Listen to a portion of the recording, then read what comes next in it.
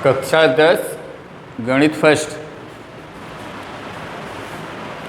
प्रश्न 1, अनुपातों काश ए, टैन ए, सेक ए को साइन ए के पदों में लिखिए।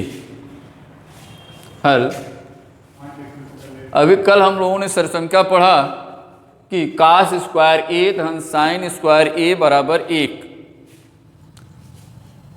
यहां से साइन को पक्षांतर कर देते हैं। काश स्क्वायर ए बराबर 1 ऋण साइन स्क्वायर ए।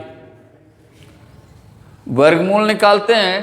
काश ए बराबर, इसका जब हम लिखते हैं वर्गमूल निकालते हैं तो ये धन ऋण दोनों आते हैं। ये हो गया धन ऋण करणी में 1 ऋण साइन स्क्वायर ए। यह काश ए का मान साइन के पदों में हो गया। इसी प्रकार हम देखते हैं सरसम का टैन ए बराबर साइन ए बटे काश ए। काश ए को हम साइन ए के पदों में मान रख देते हैं। ये हो जाता है साइन ए बटे काश ए का मान जब रखते हैं तो हो गया करणी में 1 ऋण साइन स्क्वायर ए। ये बन जाएगा टैन ए का मान साइन के पदों में। तीसरा है सेक ए बराबर 1 बटे कॉस ए। ये तुम लोगों को पहले बताया गया है कि काश ए का व्युत्क्रम सेक ए, अर्थात सेक ए बराबर 1 बटे काश ए। काश ए का जब मान रख देते हैं ये हो जाता है 1 बटे करणी में 1 ऋण साइन स्क्वायर ए, अर्थात सेक ए का मान साइन में 1 बटे करणी में 1 ऋण साइन स्क्वायर ए होता है। इस प्रकार की प्रश्नावली में विभिन्न प्रश्न हैं, उनको हल करेंगे। आगे देखिए प्रश्न नंबर 2।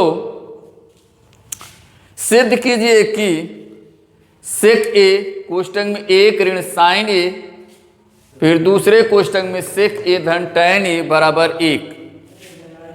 हल लिखते हैं। इसके बाद प्रश्न को पुनः उतारते हैं। सेक ए कोष्टक में 1 ऋण साइन ए, दूसरे कोष्टक में सेक ए धन टैन ए बराबर 1। सिद्ध करने के लिए एक पक्ष को लेकर, चाहे दाएं को लें या बाएं को लेकर दाएं को सिद्ध करें या दाएं को लेकर बाएं को सिद्ध करें। इस प्रकार हम पहले बाएं को लेते हैं, लेफ्ट हैंड साइड, बराबर हो गया सेक ए कोष्टक में 1 ऋण साइन ए, दूसरे कोष्टक में सेक ए धन टैन ए। सेक ए को हम 1 बटे काश से लिखते हैं, फिर पुनः कोष्टक में 1 ऋण साइन ए, कोष्टक बंद, दूसरे कोष्टक में सेक ए को 1 बटे काश से धन टैन ए को साइन ए बटे काश से लिख। इस प्रकार 1 बटे काश का जब हम इसमें 1 ऋण साइन ए में गुणा करते हैं तो हो जाता है 1 का गुणा 1 में हो गया 1 आया, काश का यहाँ हो गया बटे काश। 1 बटे काश से ऋण काश ए का गुणा जब साइन 1 बटे काश ए का गुणा जब साइन ए में करते हैं तो प्राप्त होता है साइन ए बटे काश ए। दूसरे क्वेश्चन में दिया ही गया 1 बटे काश से धन साइन ए बटे काश ए।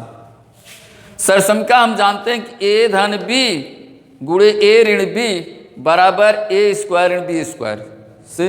इस सरसंख्या का प्रयोग करके हम 1 बटे काश से ए के स्थान पर 1 बटे काश से आया और बी के स्थान पर साइन ए बटे काश से मिला।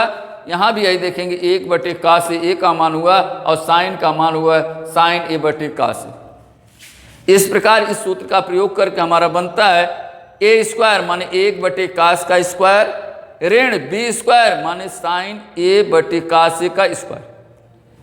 1 बटे सेक स्क्वायर को हम सेक 1 बटे काश स्क्वायर को हम सेक स्क्वायर लिखते हैं, ऋण साइन स्क्वायर ए बटे टैन स्क्वायर ए, या साइन स्क्वायर ए बटे काश स्क्वायर ए को हम टैन स्क्वायर ए लिखते हैं।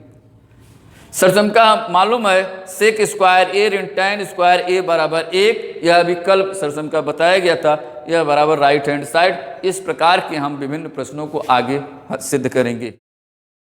से प्रश्नावली 8.4 में 1 से 4 तक के सभी प्रश्नों को हल कीजिए। पूछे गए प्रश्न।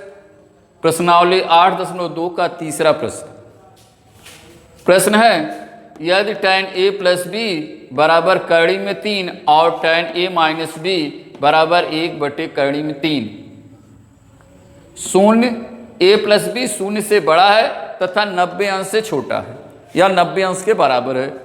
यहाँ कह रहा है ए बड़ा है बी से, तो ए और बी का मान ज्ञात कीजिए। हम जानते हैं ये ए धन बी 90 अंश से छोटा है, यह प्रथम चतुर्थांश में होगा। प्रथम चतुर्थांश में त्रिकोणमिति के सभी अनुपात धनात्मक होते हैं, इसलिए हम प्रथम चतुर्थांश से ही सभी मानों को ज्ञात करेंगे।